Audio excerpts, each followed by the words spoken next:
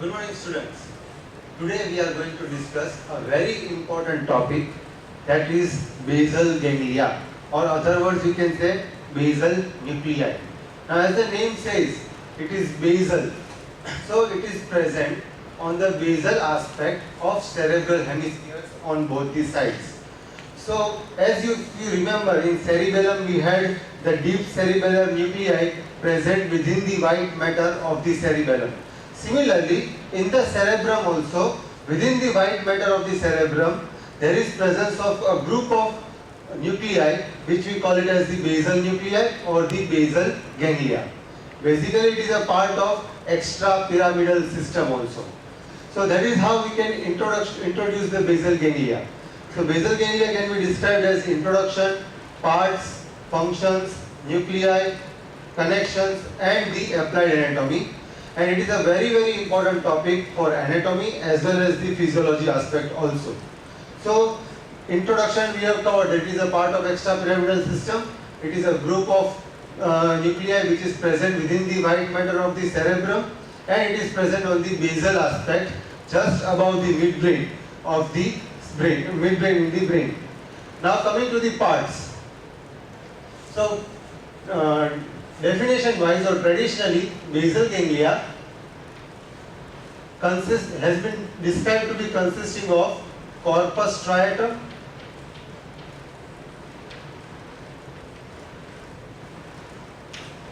then claustrum and the amygdaloid body.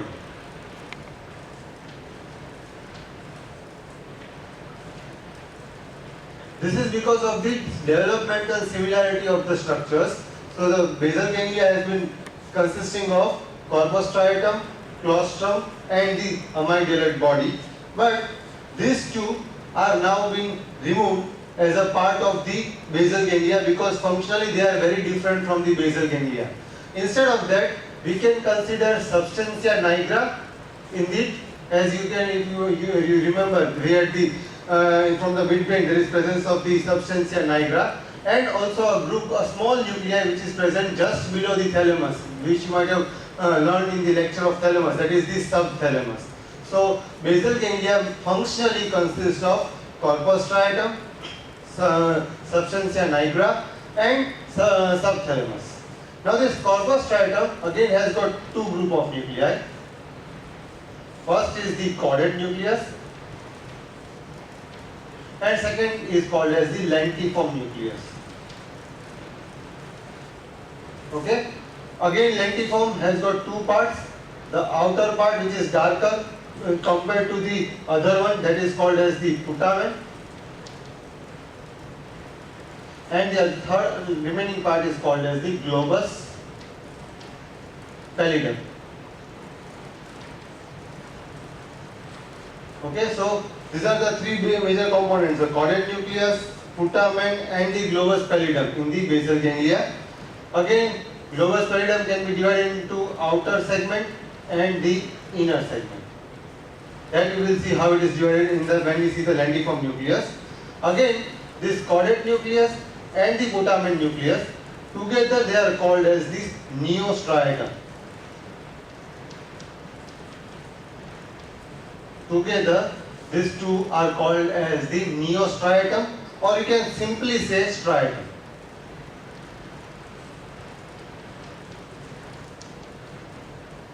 Whereas this globus pallidum, both together, this part is called as the paleostriatum. Okay, so we have many times heard this word archae, paleo and neo. Archae is the oldest, paleo is relatively newer and neo is the newest. So similarly, here this neostriatum is the newest part of the basal ganglia which has evolved.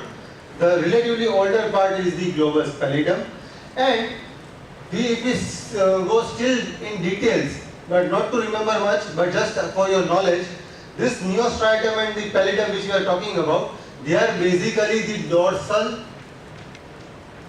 striatum and dorsal pallidum.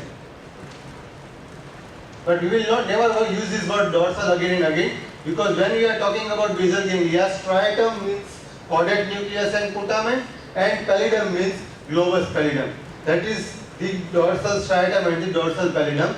Yes, if we just want to name them, which are the ventral striatum nuclei?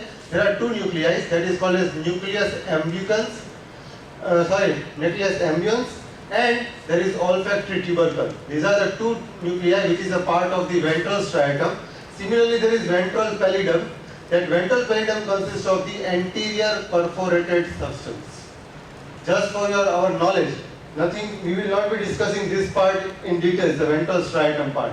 Only we will be saying what are the important connections, what is the important role of this ventral when we see the connections.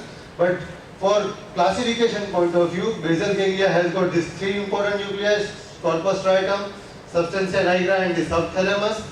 The corpus striatum has got two parts: caudate nucleus and the lentiform nucleus. Then caudate nucleus, lentiform nucleus has got outer putamen, that is lateral part, and the medial part is the globus pallidum, which is again divided into outer and the inner part.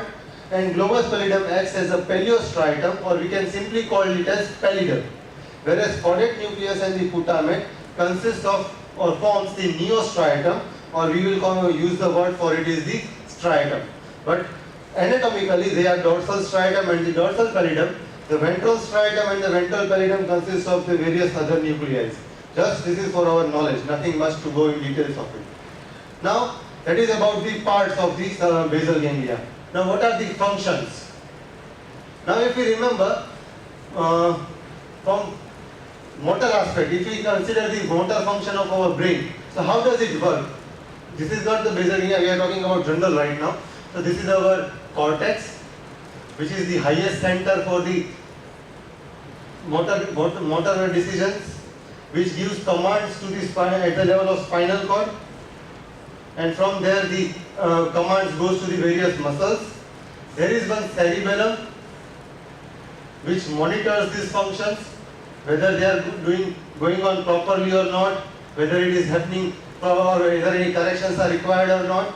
And there is one important group of nuclei that is called as the basal ganglia. So this basal ganglia basically are the programmers of the functions. Suppose I want to move my hand. So for the movement of my hand, or for any movement as such, what should be done first? What are the movements required? What are the associated movements required for carrying out the smooth flow of that movement? That entire programming is basically done at the level of basal ganglia. That basal ganglia informs the cortex via thalamus basically. It is not informing directly. Via thalamus, it informs the cortex that this function has to be done, or this movements or this muscles has to be moved. The muscle tone of these muscles has to be increased, other muscles has to be decreased, and all those things. So every regulation of the muscle tone, planning of the motor function, smooth movement of the motor function, as well as the degree and the range, or you can say the speed and the range of the movement has to be programmed in the basal ganglia. So basal ganglia gives this message to cortex, cortex gives the message to the spinal cord, and on the way the cortex also informs cerebellum that this function is to be carried out. And what cerebellum does, because of the subconscious, unconscious proprioceptive information from all the joints and the muscles, it monitors whether the movement which was supposed to be occurred as per the command from the cortex, whether that movement is occurring or not. If there is any deviation, it will inform both cortex via thalamus, again via thalamus it will inform the cortex, and it will also via thalamus inform the basal ganglia. So cerebellum is not informing directly, so thalamus is a very important structure which relays the information to various parts of the brain. So cerebellum will inform cortex and the basal ganglia that this is not occurring properly or this is occurring properly, and based on that further change in the programming of the function will be done, and further information will be passed on to cortex, and cortex will give the further commands for the changes. So even in doing this one smooth movement of moving the hand from sides to front, there are multiple circuits, rotation of this circuit taking place. It is not just a simple, it's not easy that it looks like. It is a very complex mechanism in which all these four structures are involved in a multiple cycle in just one movement. So that is the important role of basal ganglia, to program the movement, planning and the programming of the movement. That is the first.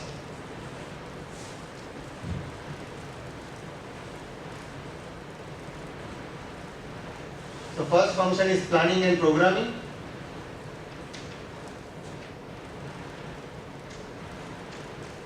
Second function is to decide the speed and the scale of the movement. Third is, when we are doing the movement, it prevents unwanted movements and prevents the unwanted rigidity in the muscles by controlling the muscle tone of the muscles. Fourth, this is the motor function. Apart from that, it has got the cognitive functions, cognitive and the behavioral functions, because of its smaller connection with the limbic system. So, how to express our words, how to express empathy, how to express our feelings, in some of the cases, facial expressions, all these things comes under the heading of cognitive and the behavioral function. So, that is how we can in brief describe the functions of the basal ganglia: planning and programming, speed and scale, prevention of unwanted movement, so that, if I want to just add to it, smooth pursuit of the movements. Smooth pursuit of the movements because of the regulation of the unwanted movements and the cognitive and the behavioral functions of the basal ganglia. Now let us see which are the various nuclei in the basal ganglia. To the nuclei of the basal ganglia. As we have seen, there are three important nuclei, that is caudate nucleus, the putamen and the globus pallidum. The substantia nigra and subthalamus we have already learned, so we are not going to discuss them again here in details. We are going to discuss the rest of the nuclei. So first one is the caudate nucleus. This you have come across in the lecture of the lateral ventricle, that it is a C-shaped nuclei.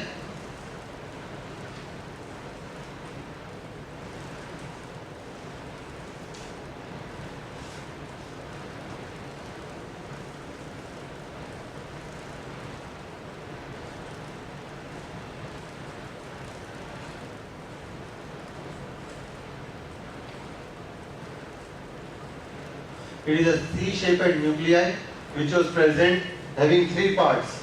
The first, the antermost part is the head, then you have got the body, and lastly the tail. If you remember from the lateral ventricle, the head forms the part of the floor of the anterior horn of the lateral ventricle, the body forms the part of the floor of the body of the lateral ventricle, and tail is the part of forms the roof of the inferior horn of the lateral ventricle. So this is how it is related with the lateral ventricle. And at the tail we have got one nuclei which is not functionally connected with this nucleus, but just because it is present and connected slightly at the tail, that is the amygdaloid body. This is how the head of the nucleus is related, the caudate nucleus is present. It is present medial to the lentiform nucleus, that is putamen and the globus pallidum. And if you want to just revise, if you remember, if you see from the medial side, then caudate nucleus has got another nucleus within its C.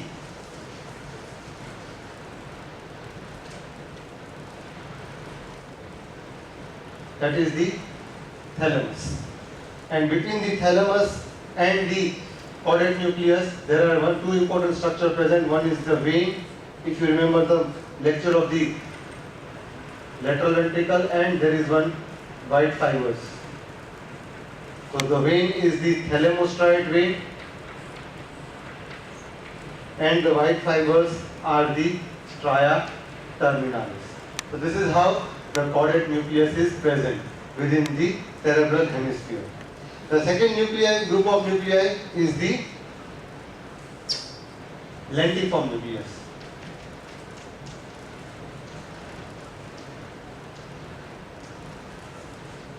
Now lentiform nucleus is basically biconvex nucleus. So it has got an outer convex side, both sides are convex, but the medial side is more convex as compared to the lateral side. So this is the lateral aspect of the nucleus. This is the medial aspect, and this nucleus is present lateral to the caudate nucleus and the thalamus. Now this lentiform nucleus has got two parts. The outer darker part which is separated from the remaining lighter part by a white fibers. This part is called as putamen. This is the putamen. And the fibers which are separating it from the globus pallidus,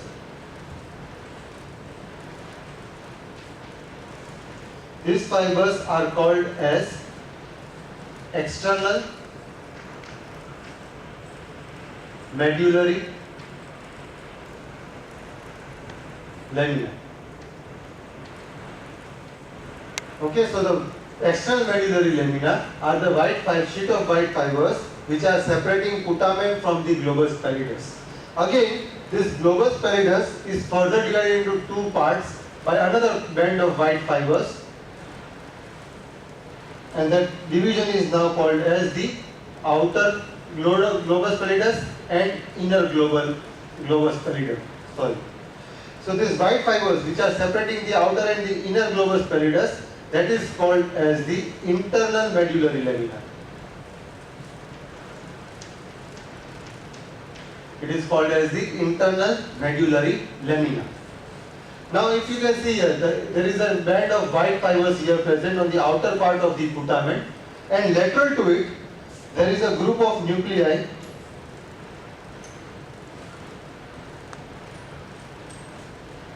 which is an irregular shape.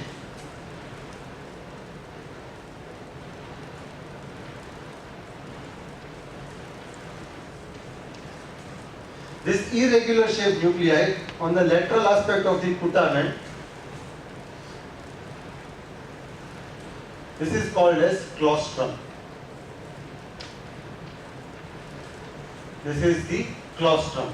And the band of white fibers which is separating the putamen from the claustrum, these fibers here which are present, this is called as the external capsule.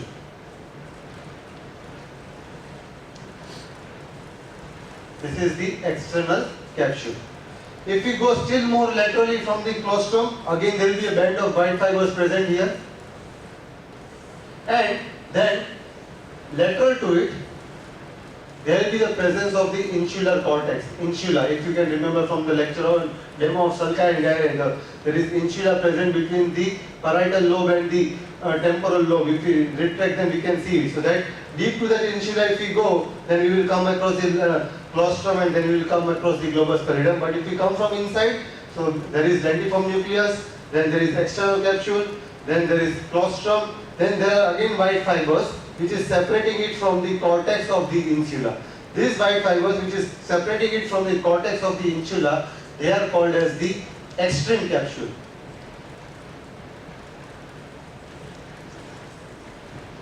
So this is the structure of the lentiform nucleus. It has got the putamen on the outer side, that is also called as the lateral aspect, and the medial aspect there is globus pallidum.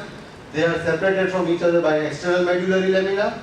Then the globus pallidum is again divided into outer zone or the lateral zone and the medial zone, outer zone and the inner zone, or you can call it as some books says as the lateral zone and the medial zone. It is separated from each other by internal medullary lamina. And lateral to it, the putamen is separated from claustrum by external capsule, the white fibers, and the claustrum is separated from the insular cortex by the extreme capsule.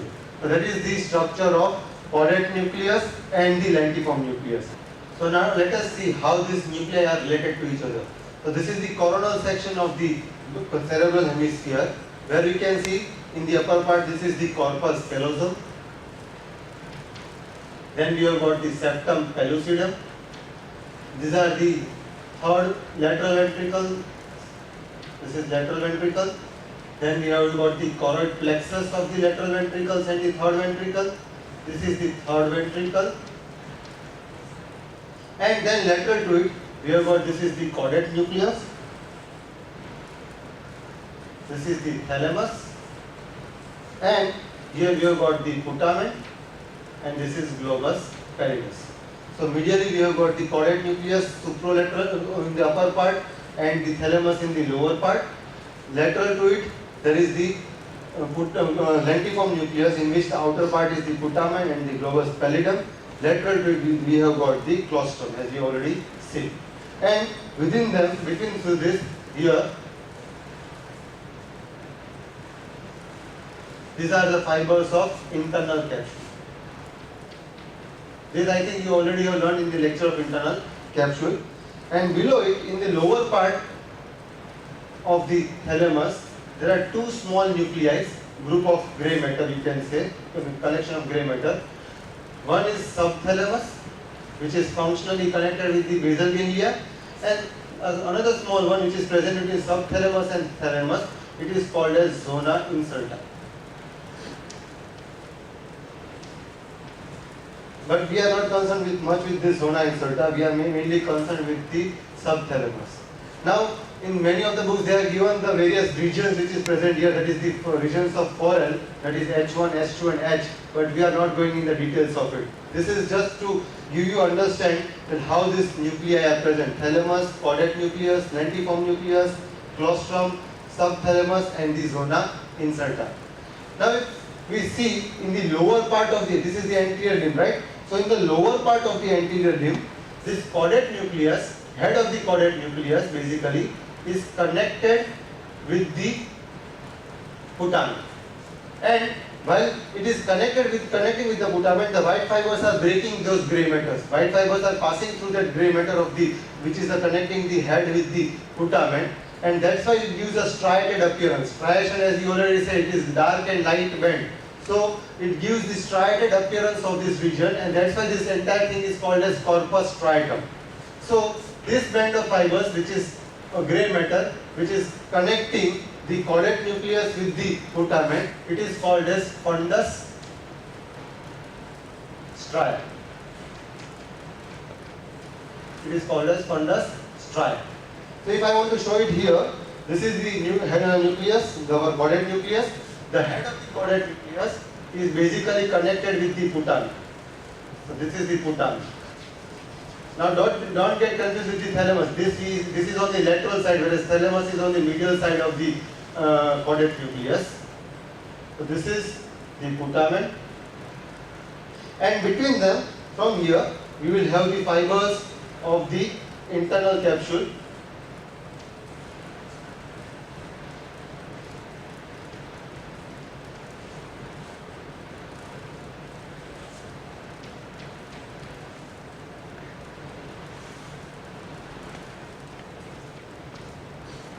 So they are passing between the caudate nucleus here and the lentiform nucleus or the putamen part. But while passing through here, as you can see, there are fibers which will be passing through here between the connection of the head and this. So this region, in that region, the grey matter is divided into multiple segments because of the white fibers which are passing through it from below. And this region is called as fundus stria. This group of this grey matter having striated appearance, it is called as fundus stria. So that is about the relations of the caudate nucleus and the lentiform nucleus with each other, along with some small nuclei which are present in the lower aspect of the basal ganglia, that is the subthalamus and the zona incerta. Now in next let us see what are the connections of the basal ganglia.